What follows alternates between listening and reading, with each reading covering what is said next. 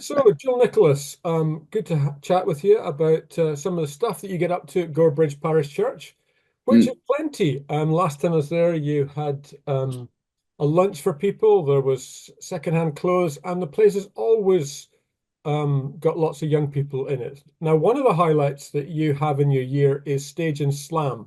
hmm And I just would like to ask you a bit more about that. Tell us about Stage and Slam, who it's for, and what you do. It's a great question. So Stage and Slam began in Southeast Edinburgh as a collaboration between churches and Young Life International. I went to it as a kid and it was 2010. And then in 2019, our previous youth minister, Ross Waters, reckoned that God was calling us to run the same event in Gorebridge because we were having 60 kids travel across the Edinburgh bypass to get to Grace Mountain High School and Liberton Kirk. And we reckoned that we would have even more kids if we just ran it locally.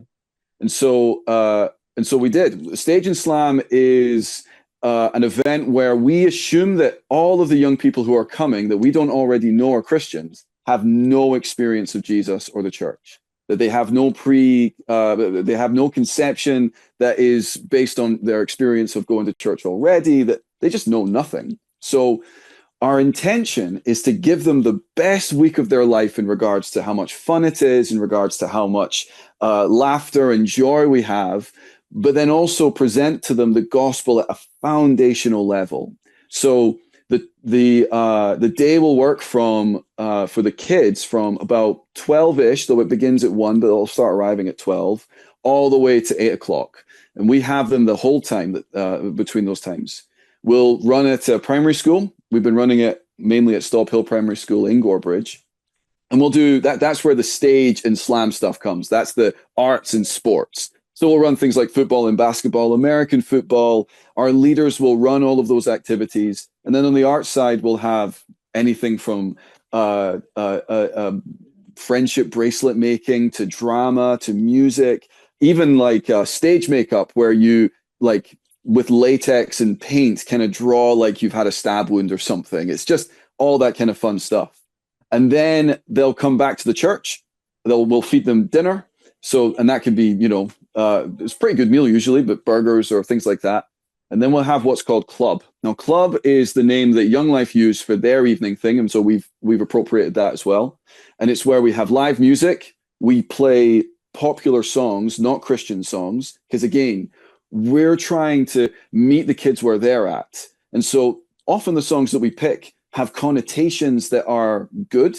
It's not just any random song that has terrible stuff as the lyrics, but they're songs that the kids know. So they're not just meeting everything new. I mean, they're already in a church and a lot of them haven't done that. So we need to present enough things that they already know. So we'll play popular music. We'll have program characters playing ridiculous stuff with ridiculous games. The kids will get up and they'll often be in a position where they'll be throwing shaving foam pies in our leaders' faces.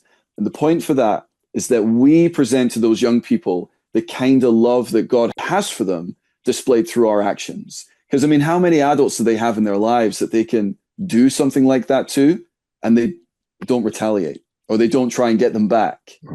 Where do they, I mean, you're now kind of established in Gorebridge, but back to Yes. start with, how did you begin in terms of getting kids into this? So that's a good question. The majority of our kids are from Gorebridge, but actually we have kids from all over Midlothian. And actually we've had kids come from East Lothian as well, because partners is Andrew Duncan at St. Andrew Blackadder. He's had kids come along.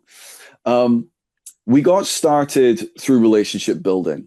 Of course, the previous youth minister, he began that in the process in this town by going to where the kids are.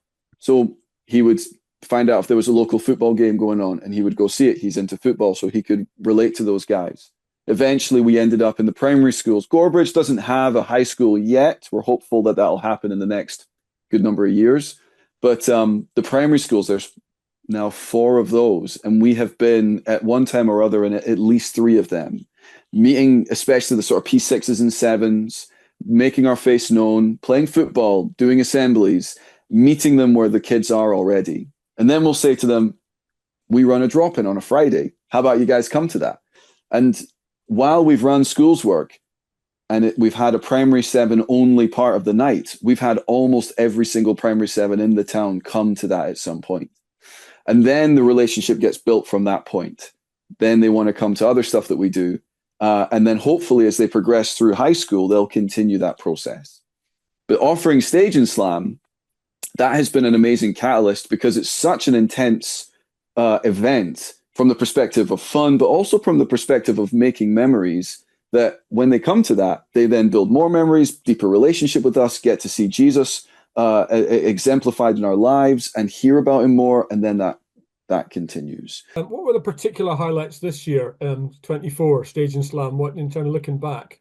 Kids are voting with their feet to come. It helps tell you if it's something that kids actually want to be at. We had 165 young people come through the door at some point throughout the week.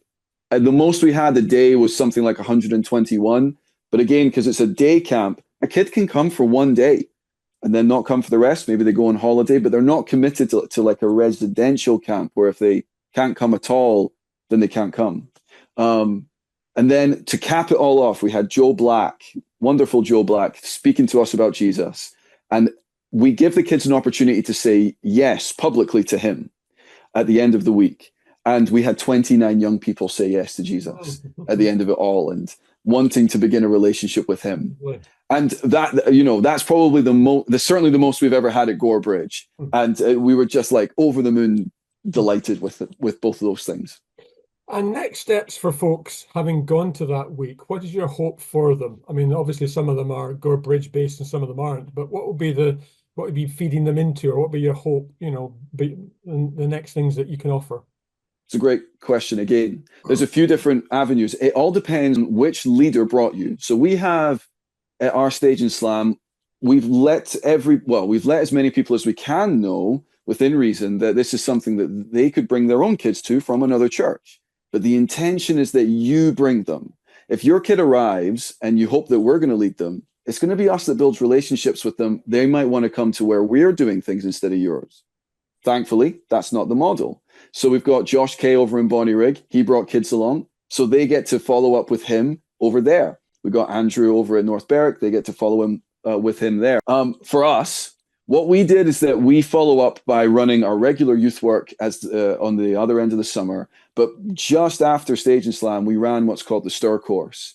And we use that as a vehicle for follow-up because it is an opportunity to give young people a chance to consider that they are spiritual even to begin with. And that helps them start to unpick, right, okay, well, how is God relevant in my life?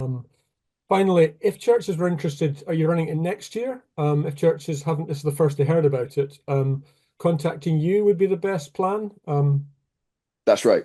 Yeah, absolutely. Stage and Slam is a part of our regular diary. It's always for us going to be the third week of July as it currently stands. That's partly because the other Stage and Slam in Edinburgh also runs. That's the first week of July, typically, or the first week of summer. Yeah. We partner with them. We tend to do that as well.